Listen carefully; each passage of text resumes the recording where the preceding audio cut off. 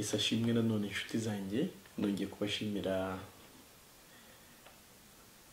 ko nkuko mudahwema kugaragaza ko mudukurikira mugakurikira ubutumwa bwiza dutanga muri uburyo bw'ikoranabuhanga, ariko nabashimira none uburyo mu busangiza abandi, nabashimira n'uburyo mukomeje no kwitabira groupe ya WhatsApp tuganiriraho n'abantu, ariko nabibutsa nimero dukoresha kugira ngo nawe niba wifuza kuyigeraho ube watwandikira. Ni 0788 ikurikirana 42 utari mu Rwanda ni plus cyangwa se akamenyetso ko guteranya 250 8 42 57.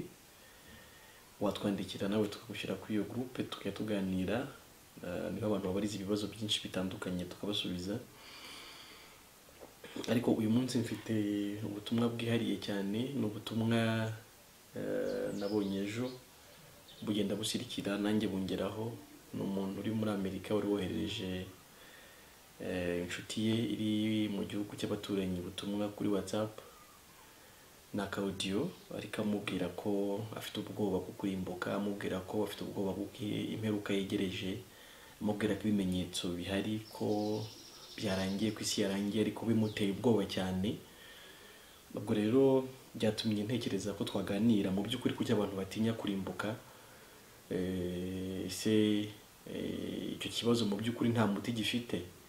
Ese kuki umuntu yitwa umukristo ariko n'ubundi agahora yumva afite impungenge, yumva atazi iby'amaherezo ye? Nibyo nagize ngo tuze kuganiraho uyu munsi, ariko mbanje kubumvisha ako audio kuko nagashyize hano ku mashini kugira ngo nkabumvishe, hanyuma tuganire turebe mu by'ukuri niba umukristo akwiye kugira ubwoba bw'iherezo rye, akwiye kuba atazi mu by'ukuri ibya nyuma y'ubu buzima, akwiye kuba atazi ngo njye n'Imana tubanye amahoro nta kibazo, ninava mu mubiri nzaba ntashye iwacu kandi nzagenda nezerewe. Ariko reka mbumvishe gatoya kugira ngo mwumve. Bon, reka rero ndakubwira ikintu wese cyatumye gushika ngihagaritse umutima. Mbwa ige mbaze ndakuramutse amahoro neza, amakuru y'iminsi nukuri nanje ndaho wese ndaho by'ukuri ndagumye. Mugabo gusa nakubwiye ikibazo kihari. Ufite rero maze iminsi nakira ubutumwa, nakira mu message, ntakubesha grand frère anyandikira mu message, bandungikira ama video. Byari rero andungikira video y'umuvugabutumwa w'umupasiteri umwe ariko avuga ibijanye na dimanche. Ndabifata ntego nyine urumva na pasiteri ariko avuga ko dimanche amaze gushingwa, hanyuma ko iryo tegeko ryamaze gusohoka. Riravuga ko bizoshika ku mugaragaro mu 11 hagati. Aragereranya na pasiteri iri mu Cyongereza, ndashobora kuyikurungikira. Avuga ko ari guhera mu kwa gatanu gutyo gushika mu 11 ko ariho bazovyuzuza, bambe bizotangwa gushirwa mu ngiro. Hanyuma rero ndayumviriza mugabo n'ivya babirebi. Rero ubu rero icatumye rero ngira ubwoba, conference generale yacu ukuvuga ubuyobozi bukuru bw'ishengero muri Amerika. Urumva aravuga ati ikibazo cyari kiri muri iyo video, mu pasiteri yavugaga ibijyanye n'icyumweru cyangwa se ibyo gutegeka abantu gusenga ku cyumweru. Mu by'ukuri ukurikiranye neza wakumva wari we, wakumva n'impungenge afite. Hari abantu batekereza ngo kuba basenga ku munsi runaka ni kizatuma Imana ibemera, ariko bakavuga bati hari igihe kizagira bakadutegeka gusenga ku munsi umwe wo ku cyumweru, bati tukagibwaho n'ikimenyetso cy'inyamaswa bigatuma turimbuka. Ati tuzarwana rero, tuzabyanga, tuzabirwanya. Mu yandi magambo nizo mpungenge bafite, bavuga bati ibyo bintu bije, isi irarangiye, turapfuye, turashize, bagiye kudutegeka gusenga ku munsi utariho, Imana itemera. Ariko ikibazo si umunsi, ntabwo Imana izatujyana mu ijuru kuko twatsinze ku munsi runaka. ahubwo izatujyana mu ijoro kuko twizeye Yesu, nk'uko tuzakomeza kubivuga kandi nk'uko twakomeje kubivuga mu mavideo atandukanye twagiye dukora. Reka dukomeze rero twumve.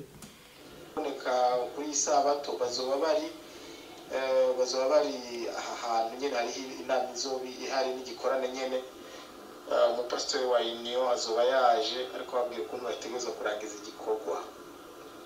Rero vyampagaritse umutima hewe, vyampagaritse umutima vraiment, nawe bikunda witegure no kuri Yesu araje vraiment, bishoboka witegure Yesu. Asha Yesu ari ku rugi.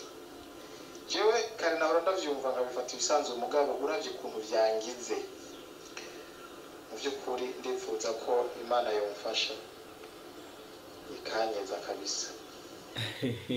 Ati nawe witegure, ati nanjye byangize nabi, nanjye meze nabi, ariko ndakwifuriza ngo nawe Imana ikweze, ariko nanjye inyeze. Ariko si Imana imweze gute? Ni iki Imana itakoze? Iki Imana yagomba gukora gikoreye mu mwana wayo? Ifata ibyaha byacu byose, kavukire yacu yo kwa Adamu n'imbuto zayo zose ikabimushyiraho, ikanabimuhanira, ikamuhana, ikavuga ngo igihano nagomba guhanwa igihannye Yesu. Bibiliya ivuga mu Baheburayo 10:10 gushaka kw'Imana kwatumye twezwa, ngo tubeshejwe nuko umubiri wa Yesu watambwe rimwe gusa kugira ngo bibihagije iteka ryose. Uko niko kwera Imana ishaka. Ni ukwera gukomoka ku cyo Yesu yakoze, si ukwera kwawe, si ukwera kwacu, si ukwera kwanjye, si ukwera kuba mu mirimo yawe. Niyo mpamvu nubwo wumva ari umunyedini, nubwo wumva ntabwo ataba yagize, ariko nubundi aravuga ati Imana ingeze, ntabwo numva ntunganye. Nta nari muzumva utunganye mu gihe cyose. Gutungana uvuga ari ugutungana ku ngeso zawe. Gutungana Imana ivuga ni ugutungana dutunganirije mu mwana wayo. Ubwo no gutungana umuntu agira akumva igihe cyose ari amahoro kandi abanye n'Imana amahoro. Ni ukwera ko Imana twahawe ku buntu, ntabwo ari ukwera ko mu ngeso, ntabwo ari ukwera ko imibereho yacu. Oya, ntabwo nguko kujya kuzura ku buryo Imana yakwemera. Kwera Imana ishaka ni ukwayo, kuzuye, kutagira icyaha, kutagira inenge. Ntibikiri bisanzwe, ntibikiri bya bindi. Ubu isaha yageze, sawa vyari byo Yesu, ukuri niwitegure. Kandi n'uwo bishoboka wese ubona uwo bibwira, nawe nyene bimubwire yitegure, cyane cyane atunganye umutima. Isaha yageze kuko 11 basha isi yose gufise nabi. Hanyuma kandi ikindi naco nukuri ubwenge bwaciye bukubita ukuntu ibyo byose bigira bibe bishike, isi igira irangire ndi mu mahanga. Nivyo ndahantu kure ndiboraba vyampagaritse umutima. Nivyo rero Yesu, nivyo nukuri basha ndabisubiyemo kabisa. Nukuri bishoboka witegure, umunota wageze. Sawa sawa. Nuko ubwenge bwaciye bukubita, ufite afite ubwoba, ntacyo ashobora gukora ubu ngubu, ntacyo yabasha kugeraho. Utekereza kwabaye kubi, kwibwira kwabaye kubi, ibintu byose byahagaze. Ariko niko umunyabyaha wese amera, yewe n'umunyedini, kuko urumva n'umunyedini w'imbere, ariko nawe afite ubwoba. Ubundi icyo kibazo idini ridafitiye igisubizo, ni ikibazo cyo kumenya ngo iherezo ryanjye ni irihe. Umara mu idini imyaka myinshi ishoboka, bakanakubwira ibyo ugomba gukora ukabikora, ariko ntibyigera biguha igisubizo cy'urubanza rwo kurimbuka uba ufite mu mutima. Reka dusome 2 gusa kubera ko iminota yagiye kandi nshaka gufata umwanya wanyu munini. Abaheburayo igice cya 2:14 na 15 twumve. Aravuga ngo nuko rero nk'uko abana bahuje umubiri n'amaraso, niko nawe ubwe yahuje ibyo nabo, kugira ngo urupfu rwe aruhinduze ubusa, ufite ubutware bw'urupfu ari we Satani, abone uko abatura abahoze mu bubata bwo gutinya urupfu mu kubaho kwabo kose.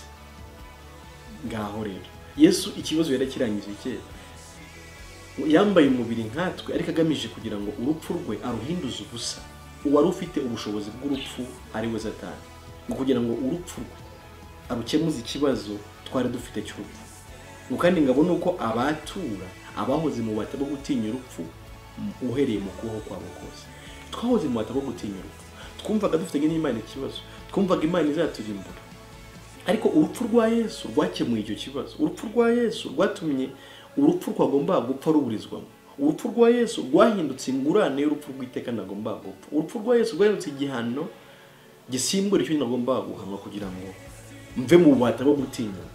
Impamvu umuntu atinya urupfu, impamvu umuntu atinya kurimbuka, impamvu umuntu atinya ubuzima bwa nyuma y'aha ngaha ni uko azi ko azaba ari mwiza, azaba agiye giheno.